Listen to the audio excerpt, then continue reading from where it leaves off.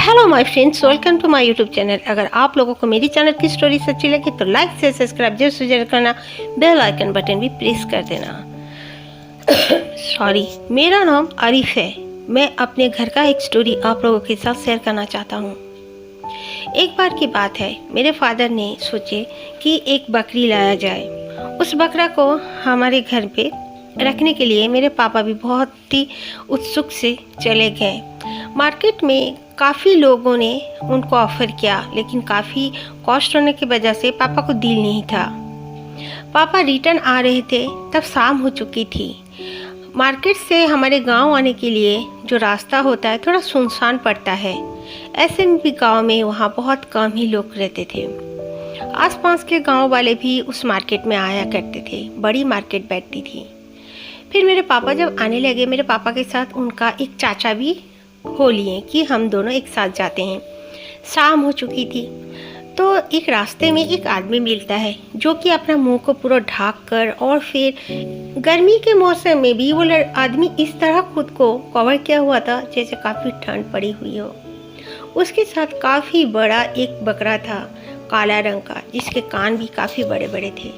वो आदमी मेरे पापा को बुलाता है और कहता है कि आप इस बकरा को लोगे। मेरे पापा हैरान हो जाते हैं, कहते हैं कि तुमको कैसे पता कि मैं बकरा लेना चाहता हूँ, और तुम हो कौन? तो वो आदमी कहता है, मैं भी आसपास के एक गांव का ही हूँ। मेरे पास बहुत सारे बकरे हैं। आज मैं मार्केट नहीं आ पाया तबीयत ख़राब होने की वजह से, इसीलिए मैं इसे आपको दे देना चाहता हूँ। मुझे पैसों की ज़रूरत है। मेरे पापा तो पैसे लेकर ही गए थे। मेरे पापा आओ देखे ना ताओ उसे ले लिया, क्योंकि उसने बहुत ही कम कॉस्ट में वो बकरा पापा को थमा दिया था। मेरे पापा बहुत खुशी खुशी चाचा के साथ घर पर आ गए। आने के बाद हम लोगों ने देखा काफ़ी बड़ा बकरा था। मैं तो बहुत खुश हुआ।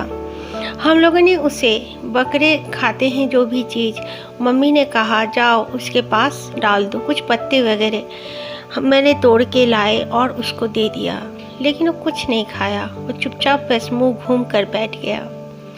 सुबह का समय था, उस समय भी कुछ नहीं खाया। 2 से 3 दिन वो कुछ खाया ही नहीं और ना ही पानी पी रहा था। मेरे फादर सोचे, जा ये क्या हो गया, इसकी कोई तबीयत तो नहीं खराब होगी। लेकिन वो देखने में तबीयत खराब कुछ भी नहीं लग रहा था। हमारी मुर्गियाँ भी थीं, वहीं पे हम लोगों ने बकरे को बांध दिया। उसके बाद रात के समय में मैं वॉशरूम जा रहा था। हमारा जहाँ वो मुर्गी मुर्गा सब रखने का जो था एक फार्म, वहाँ पर ही थोड़े से सामने ही वो वॉशरूम हमारा हुआ करता था, घर के बाहर। तो मैं बाहर चला गया तो मुझे कुछ आवाज़ें आ रही थी, जैसे कोई कुछ खा रहा है, और मुर्गियाँ भी बीच में चिल्ला भी रही थी। मैंने जब देखा तो वो बकरा, उसके मुंह में पूरा खून लगा था। मैं डर ही गया कि कौन है, क्या है ये, और उसकी आंखें भी रेड हो रही थी। मैं दौड़ के आया घर पर बहुत चिल्लाते हुए, और मम्मी को बताया। मम्मी बाहर गई तो सब नॉर्मल था, कहीं कुछ भी नहीं था। और ताज्जुब की बात थी, सुबह जब उठ के हम देखे 3 मुर्गियाँ कम थीं। मैंने कहा, मम्मी वो बकरा ही मुर्गियों को खाया है। मम्मी मुझे हंसते हुए चुप रहने के लिए वो बोली, ऐसा कुछ नहीं होता, बकरे कभी मुर्गे नहीं खा सकते, तो फालतू का बात मत कर, ज़रूर कुछ हुआ होगा। दूसरे दिन फिर से मुर्गियों का चिल्लाने का आवाज़ आने लगा। सबको सुनाई दिया।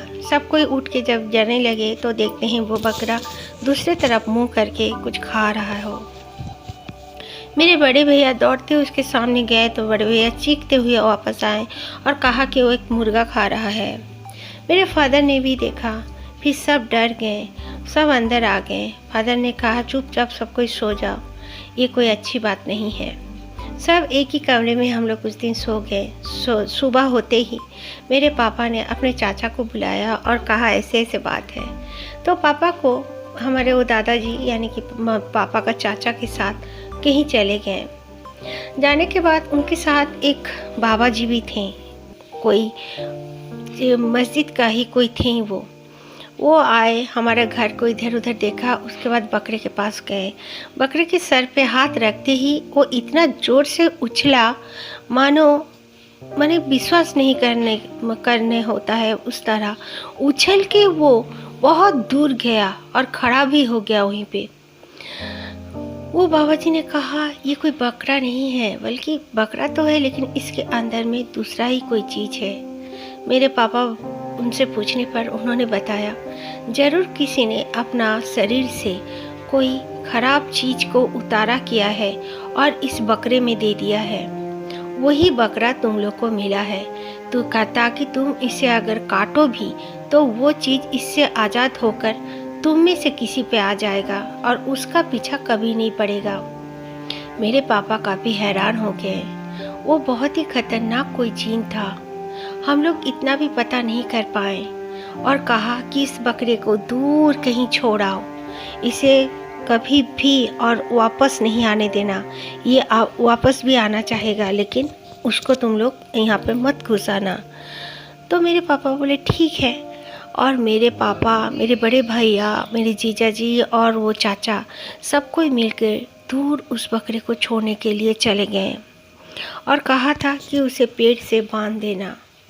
फिर वो जो थे हम बाबा जी, उन्होंने आकर दोबारा हमारे घर को बांध दिया और सबको एक एक ताबीज़ दिया और कहा कम से कम 40 दिन ये ताबीज़ किसी के हाथ से गिरना या घूमना नहीं चाहिए, वरना उसी पे ये बकरे से वो यहाँ किसी के भी शरीर में आ सकता है।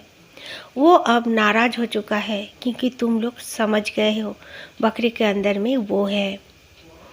उन्होंने खास कुछ ना ही नाम बताया ना कुछ किया, बस इतना कहा कि कुछ कुछ हमें दिया पढ़ने के लिए और फिर कहा कि शाम के वक्त अवॉइड करना अकेले निकलने के लिए कहीं दूर जगह या कुछ, साथ साथ जाना 40 दिन, उसके बाद सब ठीक हो जाएगा। तो हम लोगों ने उनके कहे मुताबिक सारे काम किए। उसके बाद गॉड ब्लेस, सब ठीक हो गया।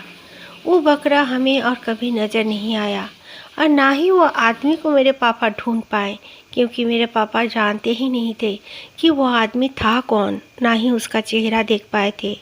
मेरे पापा के चाचा ने भी बहुत तलाशने की कोशिश की, लेकिन वो आदमी हमारे आसपास गांव का भी नहीं हुआ।